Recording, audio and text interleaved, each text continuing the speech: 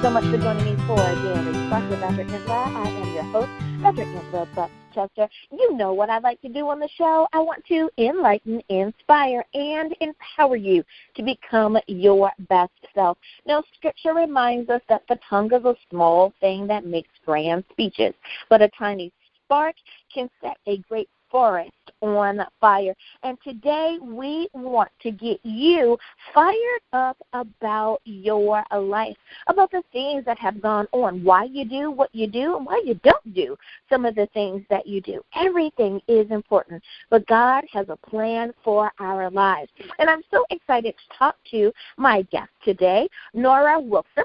And she has written the book, Cajoled by Dopamine, at Conception and Beyond. Now, let me tell you a little bit more about her.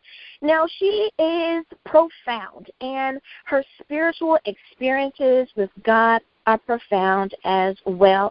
A mother of 9 and an author of 5 books.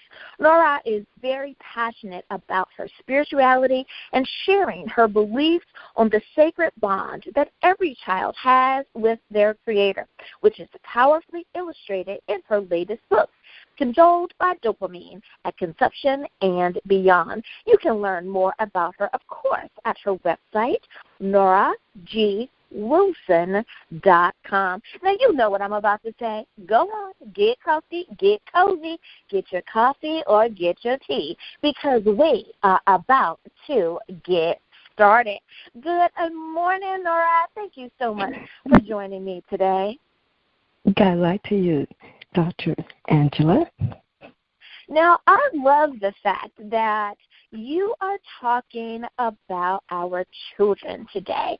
So being a mother of 9, let me tell you, I believe that gives you your doctorate degree in motherhood.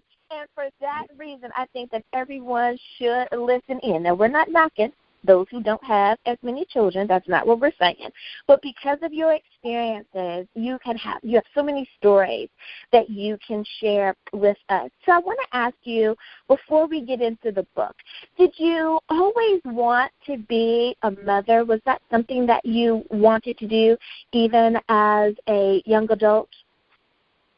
Yes, I do believe. Yes. I know that personally I wanted to as well. I wanted to have a really large family. And, you know, today's standards, a large family could be 3 or 4. So I always wanted to have a large family as well. I love it. Now, before we talk about your book, I want to make sure that I understand that you have done extensive research on this topic. Is that correct? I've done research, and I'm still doing research that inspires me, yes. Now, Cajoled by Dopamine, at Conception and Beyond. Why did you use that as your title? Did it come to you first and you wrote your book around it, or were you writing your book and the title came to you? Well, I recall after I had started writing, and actually I wasn't beginning to write a book. I was writing a letter to my 9th child. And after I started writing, and I got so much information down, I began to look at everything that I was writing in a nutshell, and then I was thinking, gosh, I'm writing a book. I realized this to my daughter, but what would I call the title of the book? And so what I was going to name my book was Driven by Dopamine, at Conception and Beyond. But then, I'm a very excited person, and I use colorful words. That wasn't quite the right word. And so then God spoke to my mind, because God is a spirit. He spoke to my mind, and He let me be enlightened to go looking for this word that was more colorful. And so when I came across the word Cajoled. I never heard that word before. I never saw the word before. I didn't even know how to say it, but I knew what it meant. And so I got the word cajoled, and that was what stuck. I mean, that made my spirit happy. So it was cajoled by dopamine at conception and beyond. Well, I love it because I think that most people can agree that they have been cajoled a many time or two within their lives, meaning we have been persuaded, we've been flattered, we've been coaxed, we've been handled, we've been maneuvered, we've been, we have been sweet talked into. There are many ways that we could understand what you're meaning. So most definitely, I love it. Now you chose dopamine. Now for those that are in the medical field and are into science, we understand that dopamine is one of the good ones, not one of the bad ones when it comes to the hormones that we have. But why did you choose dopamine as opposed to any of the other chemicals or hormones that are released in the body? Well, considering that dopamine, like you said, it is a hormone. It's one of 7 hormones that is secreted in the hypothalamus gland and is sent out in our body. But this one hormone, it is so special, so very special. Different testaments medically refer to this hormone as the spark plug, the electrical spark. And this hormone, it deals with rewarding us. There's 2 doors to our hormone, and most people have no understanding about what I'm referring to when I say 2 doors. But I would like to have everyone to imagine going to Kroger's, if I may say, Walmart, Kmart. There's 2 doors. There's a front door and there's a service door. Well, most of us are used to using a service door when it comes down to that dopamine rush. But my book is about using the front door where the dopamines are coming. We're not only going through the front door, but there's certain people that come into us through that front door. So the dopamine that my book is talking about is from the DNA that comes from our parents, that conception was made around.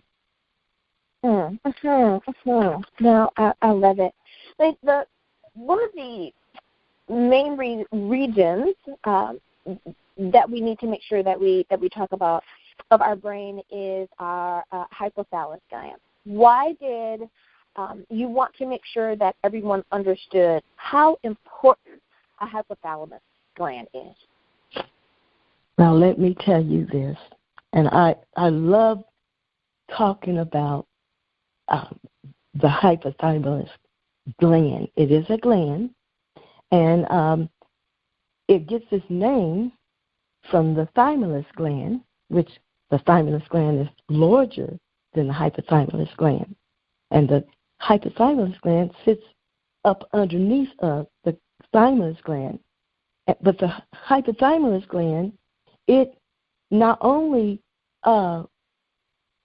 it not only controls the pituitary gland, but when we mature, this hypothalamus gland, which is secreting these 7 hormones, that not only the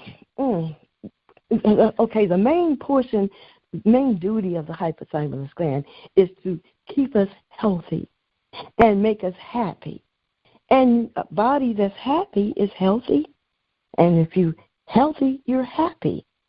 So when it goes back down to one hormone, this one hormone that this gland secretes, which is a happy hormone, all right? It just plain out rewards us. And the best reward in life that we can have excitement in is through our parents. And right back to that door, the front door of Kroger's, okay? We don't have to speak to it to open up. We don't touch it. It senses our presence. So when we sense our parents' presence, okay, it's something is sent out from our hypothalamus gland, okay? And that hormone, that happy hormone, is going through our blood system, our central nervous system. And it's nothing like that thrill. It's a peaceful, it's a joy, it's a contentment that you can't buy. You can't go get it. We were made around that hormone. All right? I love it. I love it. Well, it's so funny because I think that we do really and truly take our hypothalamus gland for granted, and we don't realize how much it plays a part in our day-to-day living. The various regions have such important function.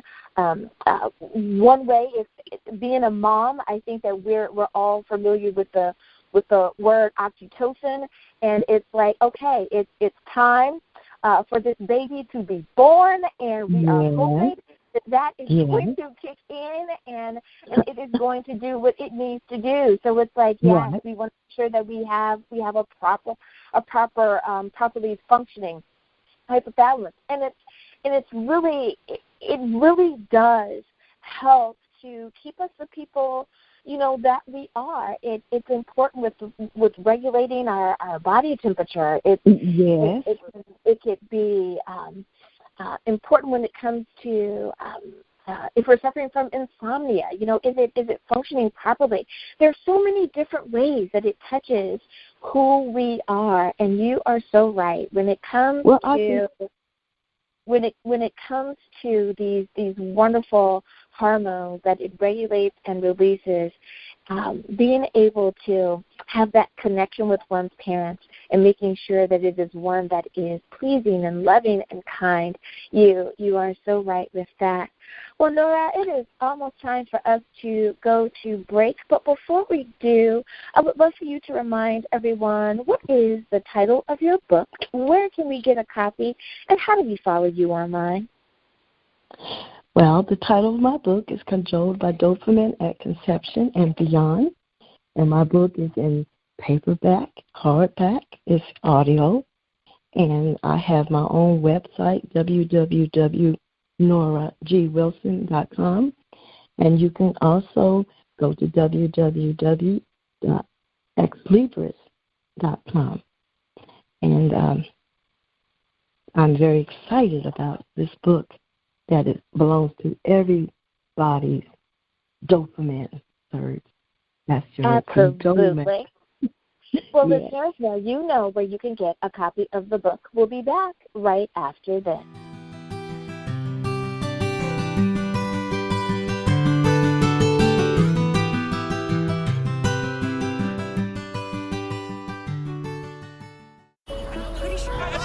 Discovery. No, just a sec.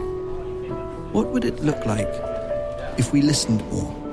Could the right voice, the right set of words, bring us all just a little closer? Get us to open up? Even push us further? It could, if we took the time to listen. The most inspiring minds, the most compelling stories. Download Audible and listen for a change.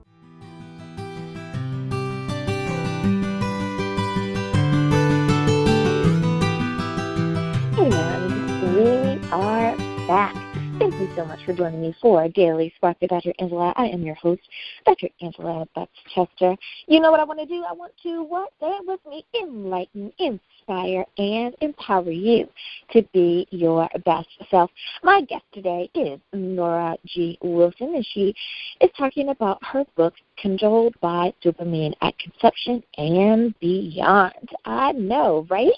Now, we all have been persuaded, coaxed. We may have even been a little handled in our life from time to time. So we're talking about the different ways that dopamine has played a part in our lives, and I love it.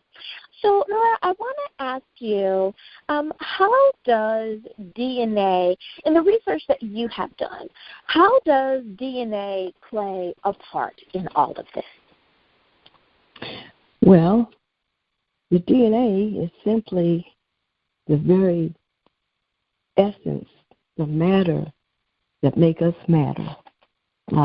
When I was in school, they taught me that matter is anything that occupies space. Well, if I can zero in on your imagination and cajole you there, I want you to imagine a circle. And the outside of this circle that we are imagining, we'll call it an atom. An atom is the smallest particle in space. Go inside that atom, and you'll see 3 more particles. Now, the first particle, I want you to look at it like a battery in a car. There's a positive energy, and then there's a negative energy, electrical. Well, the positive energy, is in this atom, which is in our cells. It is it's lively. It's sugar. All right. Now, I would like to tell you that the next energy, it has this force that collects and binds everything to the middle part, which is a zero space. Before conception, there was a zero space that we were going to come from out of. So each one of us matters when it comes down to our DNA.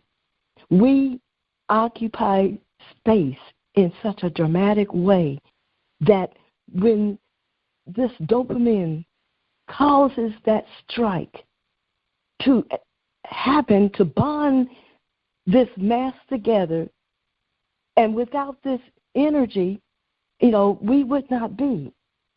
So this energy that dopamine is causing, it makes the brain have that electrical wave in it. It has the heart with that electrical wave in it. Our cells have to move from the sugar and the energy that is in our DNA. So this is so fantastic. The world, we know that we came from the womb, and we know there's energy when we make love, and we know that there's energy when we see a baby born. But we need to know that this energy is dopamine. It's the beginning. It is life. In this life we move and have our being. That's in the Bible. It's in the history books. It's in the medical books. It's everything. Dopamine, that hormone, is life in every part of us that matters. Yes. Now, while you were doing research, you came to a particular theory. And for those who may have joined us a little bit later in the program, your theory of being cajoled by dopamine, the conception, we talked about that part, and I think everyone understands that. What about the and beyond? how does that connection go with us or follow with us or be a part of us with the and beyond portion? Okay, let me use your imagination again and cajole you. We are familiar with, in our homes, there's a TV set, and we each have a monitor. We have that little handheld device, and it's even gotten so modern that we don't have to touch a button. We can just speak, and it activates what's on the TV. Well, inside of your brain, Dr. Angela, is that DNA that your mother and father joined together and refused in that electrical spark of 67 seconds of dopamine rushing and thrilling and making things happen to cause those electrons and all that energy to come together to bond with the matter that makes you who you are. Okay, so you know you have children, and you told me that, and if they've gotten to the age where you could leave them in the room, especially when they're teenagers, and you would go to the door and you would call, and the child don't answer. And eventually, after 2 or 3 calling out to the child, you'll open the door and you said, look, I know you heard me call you, and that child is sitting there, and they got this cringed up, tight look, drawn up body look. Well, what's happening is they heard you with their ears, definitely, but before they actually was hearing you with their ears, they were sensing you with that DNA, just like in the Kroger store. So beyond conception, when that baby comes out of that womb, that baby, the baby didn't hear you when it was first, when it was a fetus. You know, it was something like 3 weeks old in the womb. But the voice, the skin, everything, if you can look at like Kool-Aid, was powdered down, decoded in genes, and that baby sensed your voice in another dimension.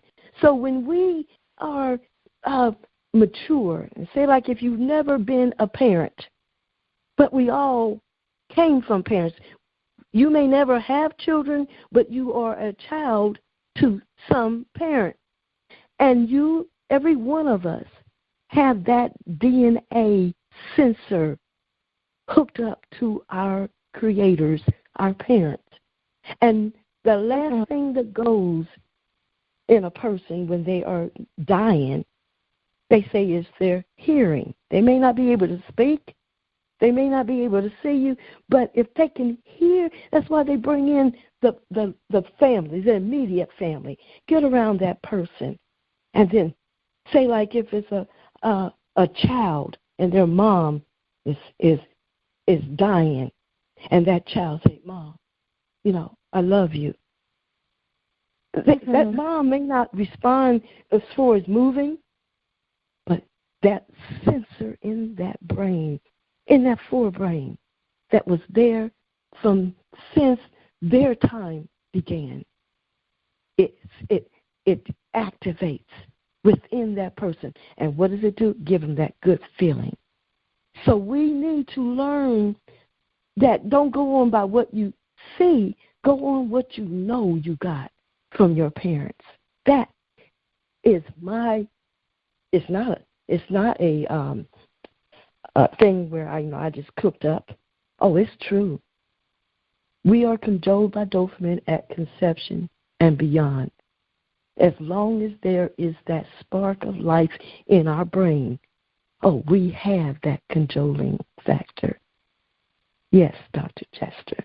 I love it.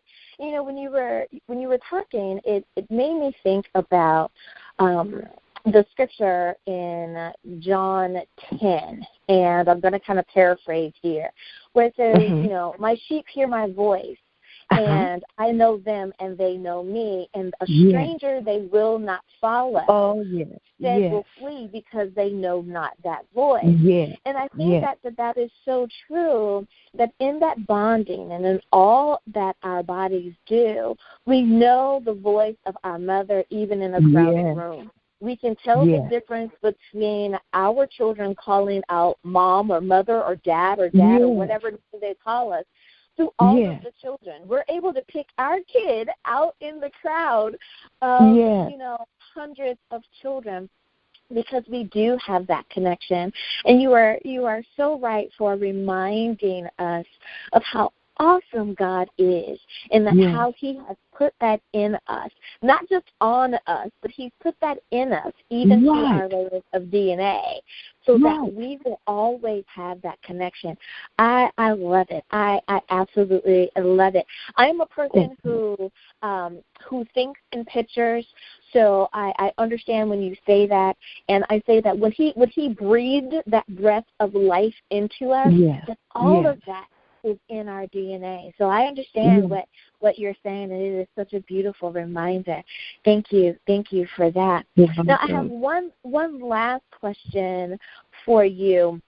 And with all that you have done, what personal quote do you tend to share with the world when you're talking about your book, and you're talking about the dynamics of male and female identity and how we are and how we operate? Is there something special that you share with your listening audience?